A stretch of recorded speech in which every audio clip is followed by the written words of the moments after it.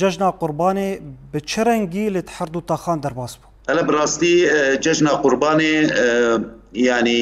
قل جبربو حفت حيش صالن نكاريبو بچونا عفريني بتايبتي هري من دن كاريبون بابو و ام بين كوباني كاريبون هما عفرين يعني قل هجمارك قدرك باش چونا عفرينه وقال يقول تاخي ماي نشتاجين رسل للتاخي بشوازكي اشتا زيارات سردان بشكر بسكويت بكومبا الجما وكا كليتشا كومبا هي الحلبة افجي تشانلا ما هفد سردان دكن بدلكي خوش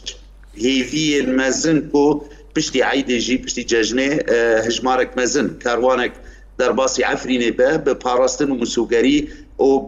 يعني بالي كاريا هزي نافنتوي وبهزم قصدي حتى ببيمانة قوب دولتي راهتي اي مذاكر نافرا جنرال مظلوم واحمد الشرعده ساروكي دمكيه سوريا بيويستا قال عفريني درباسي كندو باجار خبب ويناجي صوز دابو احمد الشرع كو افتش بيك ورا هما قافن هاتنا آفيتن لي قافن نت تماما جبرقو هنا لعفريني خفكن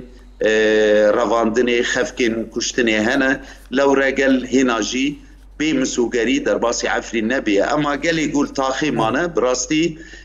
سردان ميناك امبيجن ام وكا مجلسا قال هات مجلسا الشرقي مجلسا اشرفيه ويا روبار قامشلو ما سردانا مالبات شهيدا كرن ام دردوري ست كسي درباسي مالبات شهيدان بون روشوان برسيان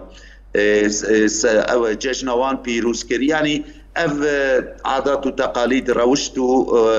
قرتفين قود نافا قالي مدى هنا بردوام دكا بدالخوشية كي وبهيفيين مازنكو براستي ام برفز فرم سركفتني دج